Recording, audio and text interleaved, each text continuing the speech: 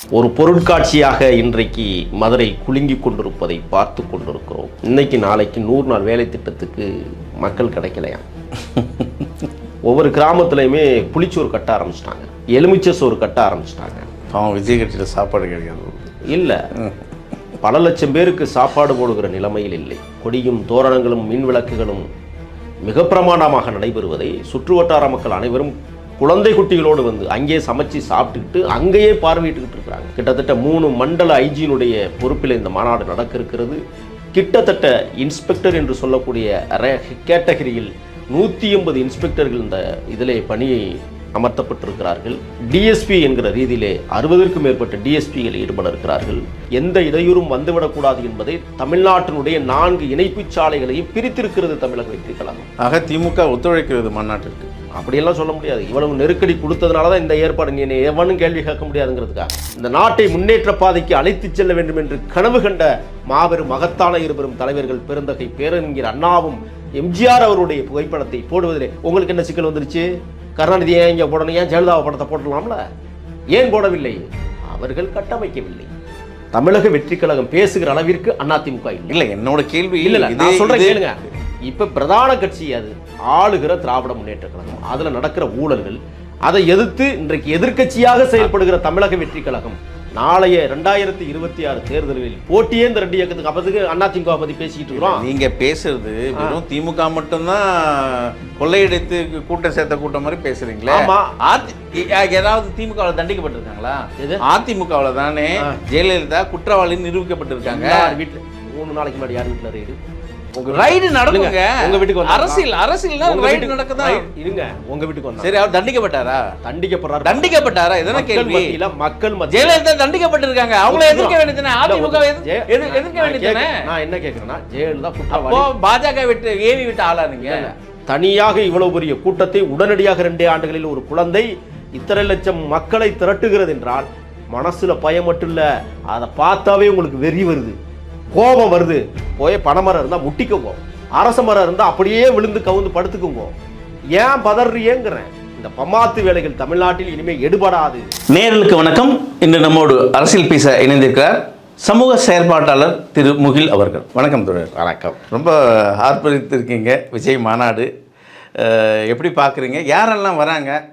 எத்தனை பேரை எதிர்பார்க்குறீங்க? வாரல் என மறித்து கைகாட்ட சிலப்பதிகாரத்தில் இளங்கோவடிகள் பாண்டிய மன்னனின் அவைப்புலத்தின் மேற்குடியான மீன்கொடி பறக்கிற போது பூம்புகாரில் இருந்து கோவலனும் கண்ணகியும் மனம் நொந்த நிலையில் திருச்சி மார்க்கமாக மணப்பாறை வழியே நத்தம் கடந்து சென்று மேலூரை தொடுகிற போது உயரமான கொடியானது காற்றில் பறக்கிற போது நீங்கள் இங்கு வரக்கூடாது, வந்தால் கொலைகளப்படுத்தப்படுவீர்கள் என்று அந்த கொடி சொன்னதாக இளங்கோவடிகள் சொன்னார்கள். ஒரு கொடி வரவேண்டாம் என்று சொல்லுகிறது. அதற்காக பழி தீர்த்தார் கண்ணகி மதுரை மாநகரை. 6000 கொடிகள் வெற்றி வாகை சூழ்கிற வாகை மலர் வரவேற்கிறது. ஒரு பொருட்காட்சியாக இன்றைக்கு மதுரை குலுங்கி கொண்டிருப்பதை பார்த்து கொண்டிருக்கிறோம். நாம் பேசுகிற நேரத்தில் களம் மிக கடுமையாக அங்கே காட்சி தருவதை எண்ணி மகிழ்ச்சி அடைகிறோம். கிராமத்தில் இன்னைக்கு நாளைக்கு 100 நாள் வேலை திட்டத்துக்கு மக்கள் கிடைக்கலையா? 2 நாள் லீவு எல்லா கிராமத்துலையும். தெரியுமா உங்களுக்கு? தகவல் வந்திருக்கு. தெரியாதா? 5 பைசா கொடுக்காம தொண்டர்கள் ஒவ்வொரு கிராமமாக வந்து கிளம்புறாங்க. எப்படி கிளம்புறாங்கன்னா, ஒவ்வொரு கிராமத்துலையுமே புளிச்சோறு கட்ட ஆரம்பிச்சிட்டாங்க, எலுமிச்சை சோறு கட்ட ஆரம்பிச்சிட்டாங்க. அவன் விஜய் கட்சியில் சாப்பாடு கிடைக்காது. இல்லை, பல லட்சம் பேருக்கு சாப்பாடு போடுகிற நிலைமையில் இல்லை. 1. 2வது, மாநாடு மொத்தமே 4 மணி நேரம் தான். 4 மணி நேரத்திற்காக ஒரு பெரிய சமையலே இங்கே செய்து விட முடியாது. இந்த மாதிரி தமிழக வெற்றி கழகம் 4 மணி நேர மாநாட்டிற்கு நாடே கிராமங்களில் சமைக்கிறது. எங்கள் ஊரில் இப்போ தான் ஃபோன் பண்ணி கேட்டேன், என்னப்பா போயிட்டுருக்கு பொண்ணு? அண்ணே 3 வகையான சோறு கிண்டுறோம்னே. என்னென்னப்பா? இங்கேருந்து புறப்படுவதற்கு முன்னால் தயிர் சோறுனே எல்லாருக்கும், அதுக்கப்புறம் வந்து எலுமிச்சை சோறுனே, அதுக்கப்புறம் புளியோதரண்ணே, அப்படி தான் இப்போ ஏற்பாடு பண்ணிகிட்டு இருக்கிறோம்னா கிட்டத்தட்ட அரசியல் மாநாடுனாவே பிரியாணி இல்லாத இருக்காது. கோட்டரும் பிரியாணின்னு நீங்கள் இந்த மாநாட்டையும் எலுமிச்சை சாதம் சொல்லிட்டு இருக்கீங்க. நேற்றைய தினம் காவல்துறை என்ன சொல்லியிருக்கிறதுனா, ஒரு குறிப்பிட்ட ஊர்களில் மதுபான கடையை மூடணும் அப்படின்னு சொல்லிட்டாங்க. ஏன்னா குடிச்சிட்டு வந்துடுவாங்க. பாரபத்தியை சுற்றி இருக்கிற கிராமங்களில், திருப்பரங்குன்றம் வட்டத்திற்கு உட்பட்ட பகுதிகளில் கூடக்குளம், மேட உப்புளி சந்திப்பு, தூவன்குளம், கள்ளிக்குடி, வளையங்குளம், சிவரக்கோட்டை, திருமங்கலம், தோப்பூர் இப்படின்னு சில கிராமங்களில் அந்த கிராமத்தை ஒட்டிய புறநகர் பகுதிகளில் இருக்கிற மதுபான கடைகள் மூடப்படும் என்று உத்தரவிட்டது. இப்போ என்ன நடந்துருச்சுன்னு சொன்னால், கிராமங்களே சோறு எடுத்துக்கிட்டு வர்றாங்க அப்படின்னு சொன்னால் ரொம்ப தூய்மையாக வரப்போகிறாங்க, நம்ம எதுக்கு கடையை மூடணும், எந்த பிரச்சனையும் இருக்காது, ஒரு பெரிய நம்பிக்கையை காவல்துறை நம்பியதால் இன்றைக்கு எல்லா கடைகளும் திறக்க வேண்டும் என்று உத்தரவிடப்பட்டிருக்கிறார். இதுலேருந்து உங்களுக்கு புரியுது என்னென்னு?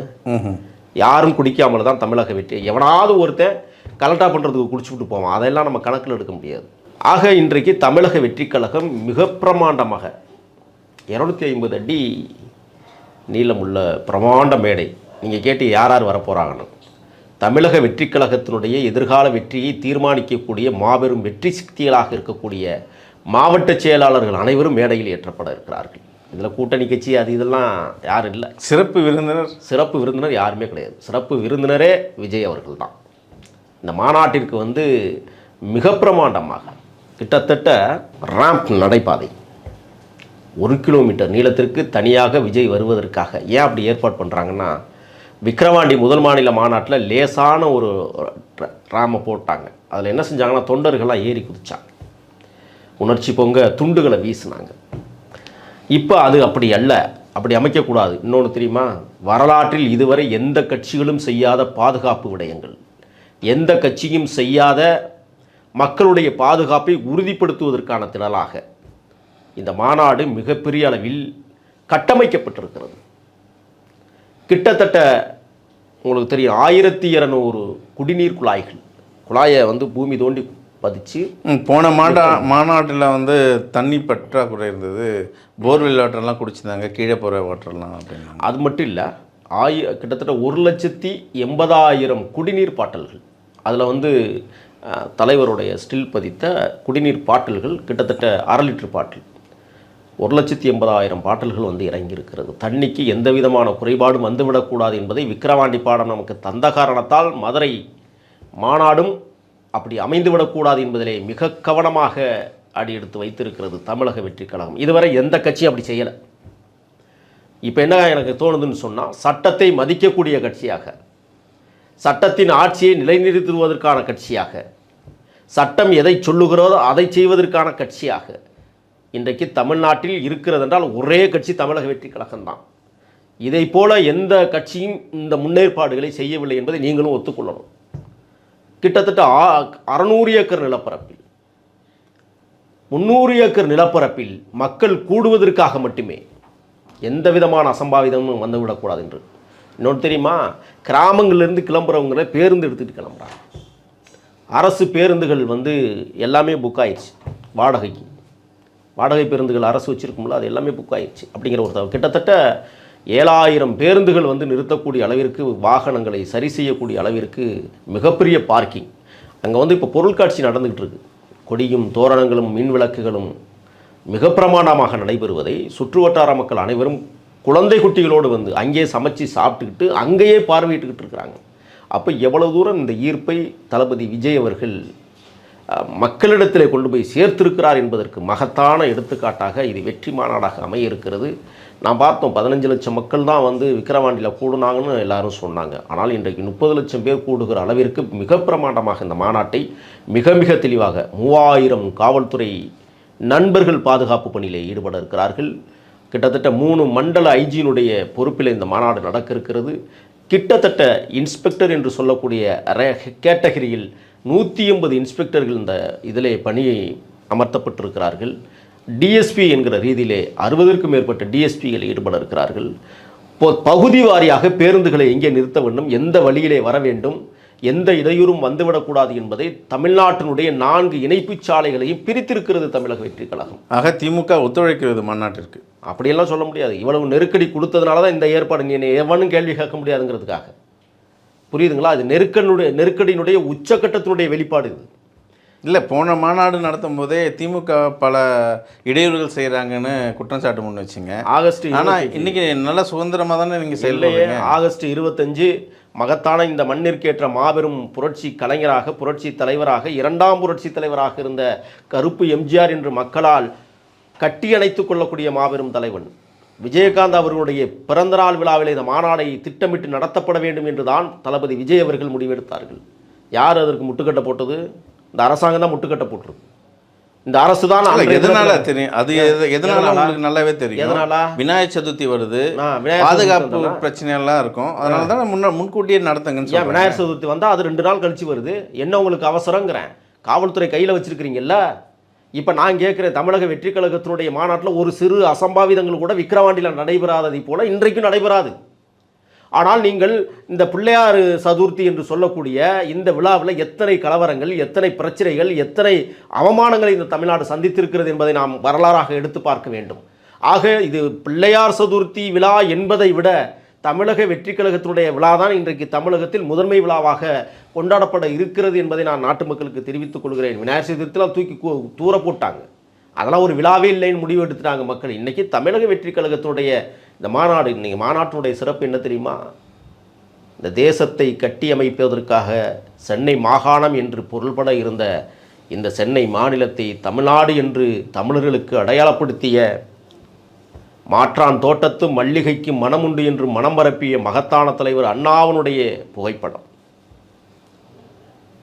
ஏழையின் சிரிப்பில் இறைவனை காண்போம் என்று சொன்ன பெருந்தகை பேரறிஞர் அண்ணாவினுடைய கூற்றை உள்வாங்கிக் கொண்ட மகத்தான தலைவர், எம் தலைவனை உருவாக்கிய இன்னும் மாபெரும் தலைவன்.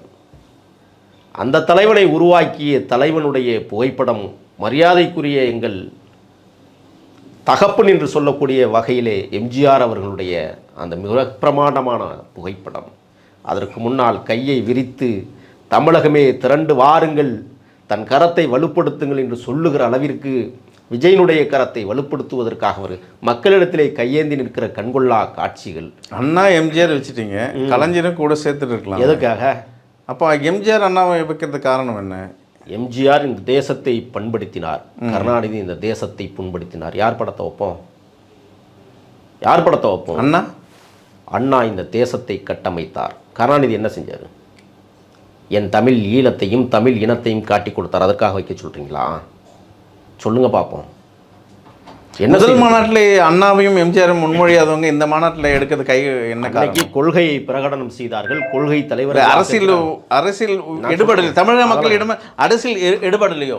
அண்ணாவையும் எம்ஜிஆரை காட்டினா தான் விஜய் ஜொலிப்பாரோ? அப்படியெல்லாம் கிடையாது. கொள்கை தலைவர் நீங்கள் முதல் மாநாட்டிலே நீங்கள் பேச விடுங்க. கொள்கை மாநாடு முதல் மாநில மாநாடு. இந்த மாநாடு தலைவருக்கான மாநாடு. கொள்கை மாநில மாநாட்டில் கொள்கை தலைவர்களை பிரகடனப்படுத்தினார்கள்.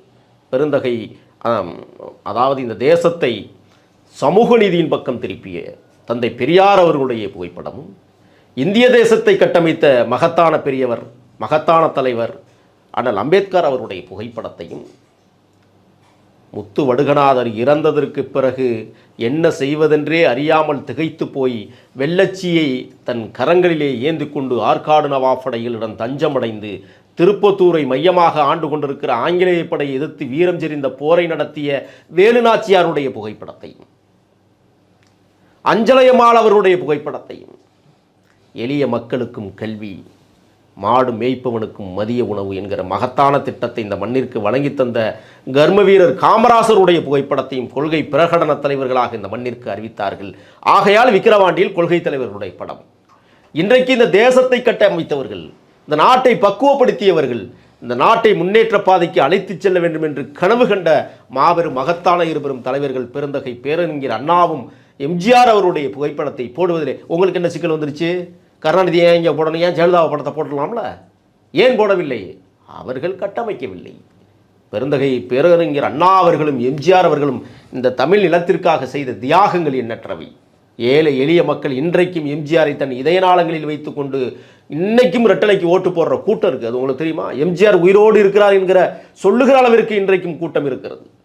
ஆக இந்த தேசத்தை கட்டமைத்த 2 தலைவர்களுடைய புகைப்படத்தை இன்றைக்கு விஜய் அவர்கள் பின்னால் வைத்து முன்னால் நின்று கையேந்துகிற இந்த மக்களிடத்திலே உங்களுக்கு வாழ்வை தருகிறோம் என்று சொல்லுகிற மகத்தான ஒரு தத்துவ வரிகளோடு தான் இன்றைக்கு மாநாட்டினுடைய முகப்பிலே அந்த மாபெரும் 2 பெரும் தலைவர்களை நிலைநிறுத்தியிருக்கிறார்கள். திமுக எதிரி அரசியல்னால கருணாநிதி போட்டோ படம் வைக்கல. அப்படி பார்த்தா அதிமுக, நீங்க அதிமுக ஒரு விமர்சனம் கூட செய்யலையா? அதனால எம்ஜிஆர் படம் வச்சிருக்கீங்க. அதிமுக வந்து எதிரியா கருதுனதுனால தான் ஜெயலலிதா படம் வைக்கல.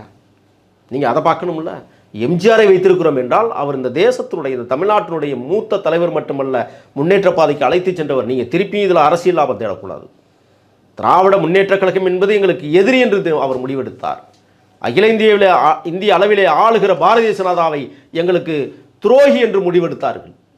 ஆகையால் தான் இன்றைக்கு எம்ஜிஆர் படமும் அண்ணா படமும் அங்கே பறைசாற்றப்பட்டிருக்கிறது என்றால் எளிய மக்களும் இந்த கட்சியினுடைய தத்துவத்தை உள்வாங்குவதற்காக அறிஞர் அண்ணாவினுடைய தொண்டர்களும் எம்ஜிஆருடைய தொண்டர்களும் தளபதி விஜய் அவர்கள் சரியான நேர்கோட்டு பாதையில் தன் அரசியல் பயணத்தை தொடங்கியிருக்கிறார் என்பதற்காகவும். அதனால தான் முதவே சொன்னேன், கிராமங்களில் இன்றைக்கு சோறாக்குகிறார்கள், பொட்டலம் கட்டி கொண்டிருக்கிறார்கள், கிளம்புவதற்கு தயாராகி இன்னைக்கு சாயங்காலமே எல்லாரும் கிளம்புறான். முதல்ல போய் அங்கே வேடிக்கை பார்க்கணும்னு கிளம்புறான். ரெண்டாவது, இந்த மாபெரும் மகத்தான தலைவராக இருக்கிற விஜயை காண்பதற்காக. விஜய் சொல்லுகிற 2 வார்த்தையாக இருந்தாலும் இதயத்தை தொழுகிற வார்த்தையாக இன்றைக்கு வெளியிட போகிறார் என்கிற அடிப்படையில் இங்கே மதுரை மாநாடு மிக பிரமாண்டமாக எவரும் இனிமேல் செய்ய முடியாது, இதுவரை எவரும் செய்ததும் கிடையாது என்கிற அடிப்படையில் ஒரு மாநாடு அப்படி சொன்னாவே ஒரு சிலர் பேச்சு கேட்க தான் மக்கள் கூட்டம் கூடுவாங்க. ஆமாம், அது திமுக கழகமாகட்டும், அண்ணா திராவிட முன்னேற்ற கழகமாகட்டும், பாஜக ஏதோ ஒரு பேச்சாளர் அங்கே இருப்பாங்க, அவரோட பேச்சை ரசிக்கிறதுக்காக கூடுவாங்க. விஜய் கட்சியில் அப்படி என்ன இருக்குது? ஒரு சிறப்பு ஏதாவது இருக்கா? விஜய் பேசவே மாட்டேன்றாரு, வந்தால் பேப்பரை பார்த்துட்டு அதுவும் 2 நிமிஷம் பேசிட்டு போயிடுறாரு. என்ன அதுவும் கொள்கை ரீதியாக பேசுகிறாருன்னா அதுவும் பேசலை. என்ன தான் கொள்கை என்ன உங்களுக்கு? திமுக மட்டும்தான் பிரதான எதிரியாக கொள்கையாக பேசுகிறீங்க. அந்த கட்சிக்கு கொள்கை தான் என்ன? கொள்கையை பற்றி பேசவே மாட்டேன்றீங்களே. திமுகவில் யார் பேச்சாளர் சொல்லுங்கள்? திமுக இப்போ எவ்வளோ பேச்சாளர் இருக்காங்க? என்ன செய்திருக்கிறார்கள்? கோடிகளில் கொள்ளையடித்திருக்கிறார்கள், கனிம வளங்களை சுரண்டி இருக்கிறார்கள், மக்களை அனாதையாக்கியிருக்கிறார். அதிமுக செயலியா? இருங்க நான் சொல்லி வரேன். பேசியே என்னுடைய முன்களப் பணியாளர்கள், துப்புரவு பணியாளர்களை இன்றைக்கு வீதியில் கேவலப்படுத்தி வைத்திருக்கிறீர்கள். தினந்தோறும் படுகொலைகள். நீங்கள் பேசி இதைத்தான் செஞ்சுருக்கிறீங்க. அதிமுக சொல்கிறேன், அதிமுகவில் வந்து இவங்க போல் சமூக நீதினு சொல்ல மாட்டாங்க, இவங்க போல் வந்து நாங்கள் அதை பண்ணுறோம் இதை பண்ணுறோம் அப்படி பண்ணுறோம் இப்படி பண்ணுறோம். 11 மண்டலங்களை அவங்க தான் மாற்றினாங்க. தவறு தான். நான் என்ன கேட்குறேன்னா, ஜெயலலிதா குற்றவாளின்னு நீதிமன்றத்தால் தண்டிக்கப்பட்டவங்க. இருங்க என்னை பேச விடுங்க. தமிழக வெற்றி கழகம் ஒன்று அதிமுகவோடு பரஸ்பர நம்பிக்கையோடு 99 வருஷம் குத்தகைக்கு ஒன்றும் ஒப்பந்தம் போட்டு கூட்டு சேரல. அவர்களை பற்றி பேச வேண்டிய அவசியம் இல்லை. ஏன்னு கேட்குறீங்களா? தமிழக வெற்றி கழகம் பேசுகிற அளவிற்கு அதிமுக இல்லை. என்னோட கேள்வி இல்லை, நான் சொல்கிறேன் கேளுங்க. இப்போ பிரதான கட்சி அது ஆளுகிற திராவிட முன்னேற்ற கழகம், அதில் நடக்கிற ஊழல்கள், அதை எதிர்த்து இன்றைக்கு எதிர்க்கட்சியாக செயல்படுகிற தமிழக வெற்றி கழகம் நாளைய 2026 தேர்தலில் போட்டியே இந்த 2 இயக்கத்துக்கு அப்போதுக்கு அதிமுக பற்றி பேசிக்கிட்டு இருக்கிறோம். நீங்கள் பேசுறது வெறும் திமுக மட்டும்தான் கொள்ளையடித்து கூட்டம் சேர்த்த கூட்டம் மாதிரி பேசுறீங்களா? ஏதாவது திமுகவில் தண்டிக்கப்பட்டிருக்காங்களா? அதிமுகவில் தானே ஜெயலலிதா குற்றவாளின்னு நிரூபிக்கப்பட்டிருக்காங்க. வீட்டில் 3 நாளைக்கு முன்னாடி யார் வீட்டில் ரைடு ரைடு நடக்குங்க. உங்க வீட்டுக்கு வந்து அரசியல்னா ரைடு நடக்குதா? இருங்க, உங்க வீட்டுக்கு வந்தா. சரி, அவர் தண்டிக்கப்பட்டாரா? தண்டிக்கப்பட்டாரா? இதெல்லாம் கேள்வி. மக்கள் ஜெயலலிதா தண்டிக்கப்பட்டிருக்காங்க, அவங்கள எதிர்க்க வேண்டியதுதானே? அதிமுக எதிர்க்க வேண்டியதுதானே? நான் என்ன கேக்குறேன்னா, ஜெயலலிதா குற்றவாளி, பாஜக விட்டு ஏவி விட்டு ஆளா நீங்க?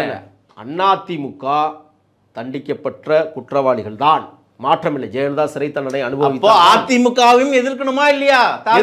எதிர்க்க வேண்டிய அவசியம் இல்லை. ஆளுங்கட்சி எதுவும் அதைத்தானே எதிர்க்க முடியும். ஆளுங்கட்சி யாரு? அவங்க செய்கிற செயல்பாடு என்ன? இந்த மக்களை வழிநடத்தக்கூடியவர்கள் தவறு செய்வதைத்தானே சுட்டி காட்ட முடியும்.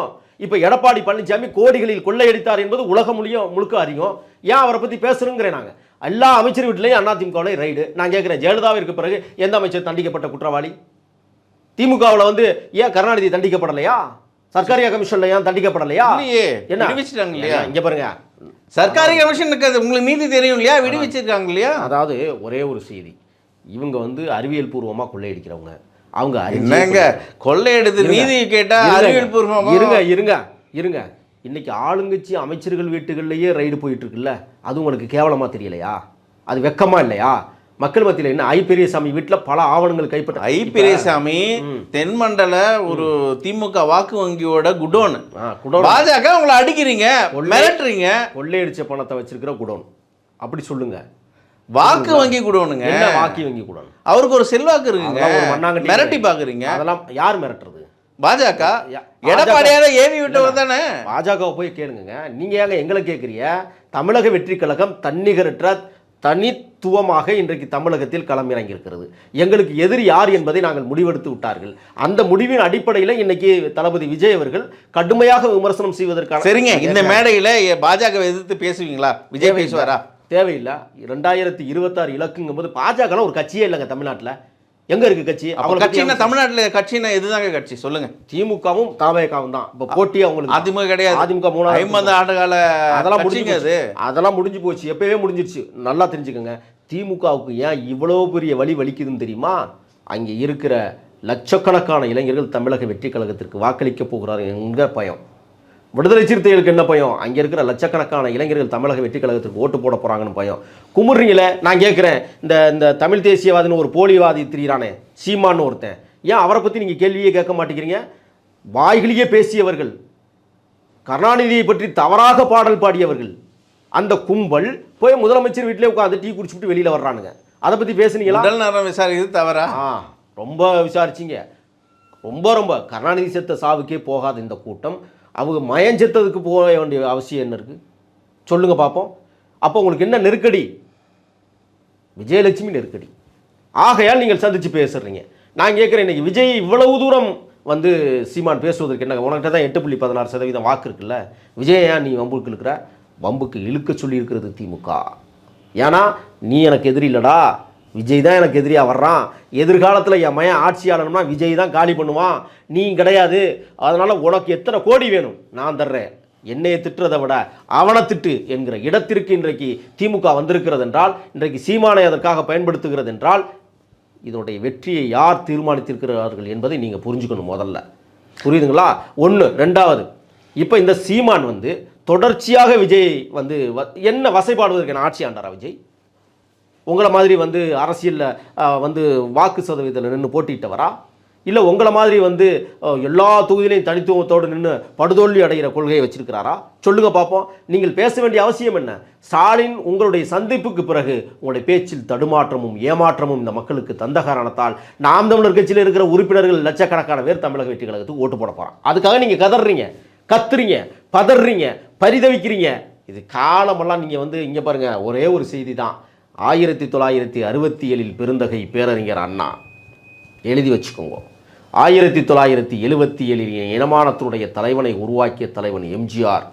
2026, 27களில் புரட்சி தளபதியாக விளங்கக்கூடிய தமிழக வெற்றி கழகத்தின் தலைவர் விஜய் அவர்கள் இன்றைக்கு ஆட்சி மாற்றத்திற்கான அடித்தளத்தை உருவாக்குவதற்கு கூடல் மாநகரில் லட்சக்கணக்கான மக்கள் கூட இருக்கிறார்கள் என்றால் அவருடைய அரசியல் தந்திரம். நீங்கள் இப்போ கேட்குறீங்களா, எம்ஜிஆர் அண்ணா படத்தை ஏன் வச்சிங்க, கருணாநிதி படத்தை ஏன் வைக்கலைங்கிறதே உங்களுக்கு குதர்க்கமாக இருக்கிறதுல.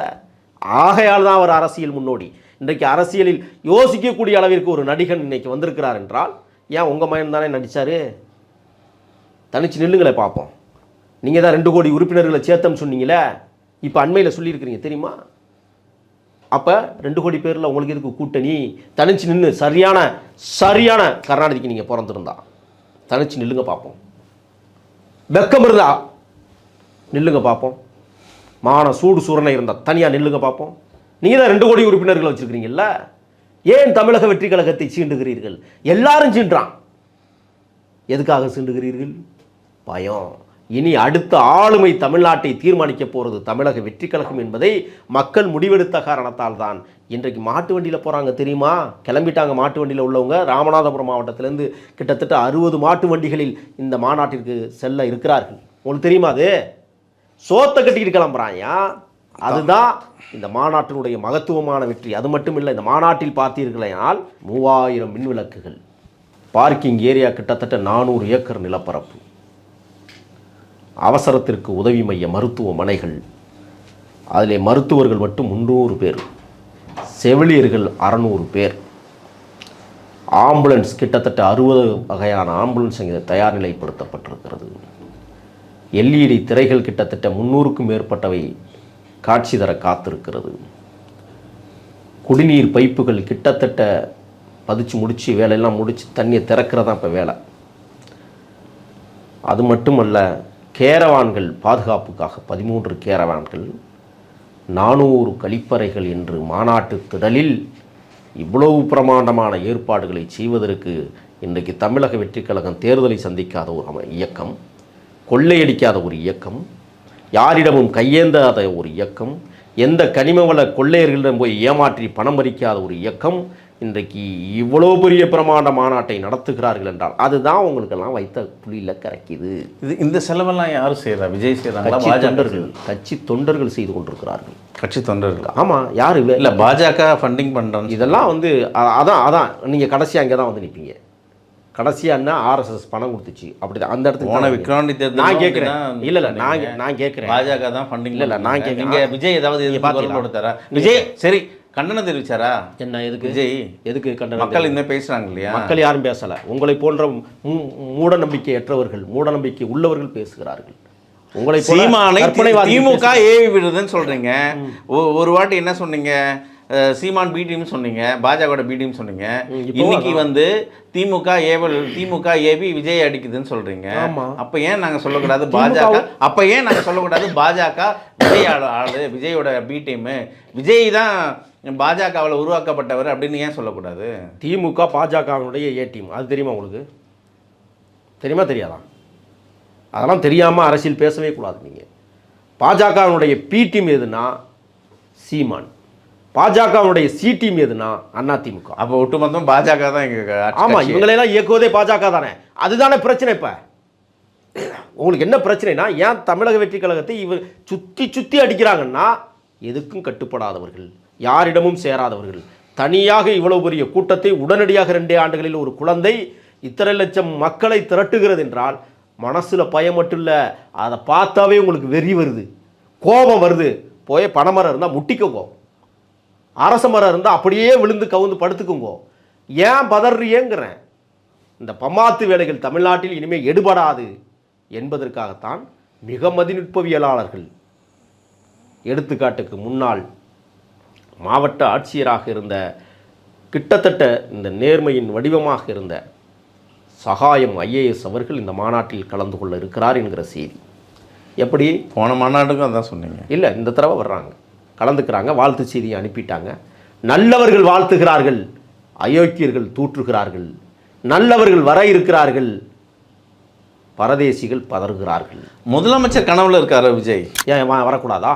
கனவுல இருக்காருன்னு தான் இல்லை, கனவுல வரக்கூடாதுன்னு சொல்லலையே. நினைவுலையே கனவுல இருக்காரு. கனவு இல்லைங்க, நினைவே விஜய் தான். இல்லை, இவ்வளோ கூட்டத்தை பார்த்து நமக்கு தான் ஓட்டுன்னு நினைச்சிட்டாரோ? நினைவு தான் விஜய். நீங்கள் தமிழகத்தினுடைய முதல்வராக வரக்கூடிய அனைத்து தகுதிகளையும் அடைந்து கொண்டிருப்பவராக விஜய் இன்றைக்கு காட்சி தருகிறார். அதனுடைய உச்சக்கட்ட வெளிப்பாடு கொள்கை பிரகடனத்தில். நான் என்ன கேட்குறேன்னா, பெரியாரை கொள்கை தலைவராக ஏற்றுக்கிட்டாரு, தேசத்தின் தலைவராக அண்ணாவை ஏற்றுக்கிட்டாரு. திமுகவுக்கு ஏன் கோபம் வருது? நான் கேட்குறதுக்கு மட்டும் போய் சொல்லணும். அதுவும் ஒரு திராவிட இயக்கமாக இன்றைக்கு வளர்ந்து வருகிறது தமிழக வெற்றி கழகம். திராவிடங்கிற சொல்லு தான் இல்லை, ஆனால் உண்மையான திராவிடத்தை, உண்மையான திராவிட சித்தாந்தத்தை, உண்மையான பெரியாரிய கொள்கைகளை, உண்மையான அம்பேத்கருடைய தத்துவங்களை ஏற்றுக்கொள்ளுகிற, பரிணமித்து வருகிற ஒரு இயக்கமாக தமிழக திராவிடம், தமிழ் தேசிய திராவிட எடுத்துக்கோங்க. அப்படி தப்பு இல்லையே? அப்படியே தான் சொன்னீங்க. ஒன்றும் தப்பு இல்லை. தமிழ் தேசிய தேசியமும் திராவிடமும் கலந்து தான் தாவேக்கான்னு சொல்லி ஒன்று தான். கூட பாசிசம் அதெல்லாம் ஒன்றும் கிடையாது. பாசிசம் பாயாசம்லாம் இங்கே வெளியில் கிடக்கு. இப்போ நக்கி குடிக்கிற நிறைய பேர் நின்றுக்கிட்டு இருக்கான். அது எங்களுக்கு அவசியம் இல்லை. ஆக தமிழக வெற்றி கழகம் மதுரை மாநகரில், கூடல் மாநகரில் இன்றைக்கு உண்மையாக சொல்லப்போனால், வெளிப்படையாக சொல்லப்போனால், வைகை நதியே வர இருக்கிறது. பொறுத்திருந்து பாருங்கள். இன்னும் 24 மணி நேரங்கள் இருக்கிறது. நாளைய தினம் உங்களுக்கு செய்தி முதல்வர், அது மட்டும் இல்லை, உங்களுக்கு இன்னொன்று சொல்லிடுறேன், வரலாறு திரும்புகிறது என்கிற வரிகளோடு தொடங்குகிற மாநாடு. அதில் கொஞ்சம் திருத்தம் பண்ணலாம். ஹிஸ்ட்ரி சோஸ் தி வே, என் தலைவன் சொன்ன வார்த்தை மிக முக்கியமானது. அதைத்தான் அதை வேறு விதமாக குறிப்பிடுகிறார். வரலாறு எமக்கு வழிகாட்டியாக இருக்கிறது என்பதை மறைமுகமாக சொல்வதற்கு வரலாறு திரும்புகிறது என்கிற வரிகளோடு வரவேற்க காத்திருக்கிறது அந்த மாநாட்டு முகப்புத்திடல். அது மட்டுமல்ல, வெற்றி பேரணியில் தமிழ்நாடு என்கிற வெற்றி முழக்கத்தோடு மதுரை மாநகரம் கூட இருக்கிறது. நாளை தினம் நீங்கள் பாருங்கள், ஒரு சாப்பாடு கடையிலையும் சாப்பாடு கிடைக்காது. இவ்வளவு பேர் வடித்து பொட்டலங்கட்டி கொண்டு வந்தாலும் கூட அந்த மக்கள் தளபதி விஜயை தமிழகத்தினுடைய முதல்வராக பார்ப்பதற்காக, ஏன்னு கேட்குறீங்களா? இப்போவே போய் தலைவனை பார்த்துடணும், முதலமைச்சர் ஆயிட்டா எப்போ பார்க்க போகிறோமோ தெரியலை அப்படிங்கிற ஒரு கனவு மக்கள்கிட்ட இருக்குது. இன்னொன்று, தலைவர் என்ன சொல்கிறாங்கன்னா, நான் 234 தொகுதிகளுக்கும் வர இருக்கிறேன். இந்த மாநாடு முடியட்டும், மாநாடு முடிஞ்சதுக்கு அப்புறம் பாருங்கள் என்ன கடைசி கேள்வி. இந்த வரலாறு மாறப்போகுதுன்னு சொல்கிறீங்களே, என்ன வரலாறு மாறப்போகுது? இப்போ நடைபெற்றிருக்கிற ஊழல் ஆட்சி, இப்போ நடைபெற்று கொண்டிருக்கிற மக்கள் விரோத ஆட்சி, இந்த இதுவரை நடத்தியவர்கள், அதாவது எம்ஜிஆருக்கு பிறகு நடத்தியவர் இந்த தமிழகத்தை தருதலை நாடாக மாற்றியிருக்கிறார்கள். ஆகையால் தான் வரலாறு திரும்புகிறது. பெருந்தகை பேரறிஞர் அண்ணாவினுடைய ஆட்சி முறை, மரியாதைக்குரிய தலைவனை உருவாக்கிய தலைவன் எம்ஜிஆர் அவர்களுடைய ஆட்சி முறை இந்த மண்ணிலே நிலைநிறுத்தப் போகிறது. அதற்கான ஒரு மிகப்பெரிய முன்னோட்ட பாதை தான் மதுரை மாநாடு. நீங்கள் பொறுத்துருங்க, ஏன் அவசரப்படுறீங்க? காலம் கனிந்திருக்கிறது. விஜய் வரலாற்று தலைவராக மாறுவதற்கு ஒரு வரலாறு திரும்புகிறது என்கிற படைப்பை இன்றைக்கு எழுப்பியிருக்கிறார் என்றால், எதிரிகளுக்கு புலியை கரைக்கிறது, துரோகிகளுக்கு தூக்கத்தை கலைக்கிறது. ஆகையால் தமிழக வெற்றிக்கழக மாநாடு தமிழ்நாடே வெற்றிக்கழகமாக மாற இருக்கிறது என்பதை உங்கள் மத்தியிலே நான் சொல்ல கடமைப்பட்டிருக்கிறேன். நன்றி தோழர். வருகின்ற 2026 தேர்தல் விஜயோட கனவை நினைவாக்க போதா? நீங்கள் எதிர்பார்த்த அந்த வரலாறு மாறுமா? காலம் இருக்குது, கனியை தான் பார்ப்போம். உங்கள் நேரத்துங்கிறது மிக்க நன்றி. நன்றி.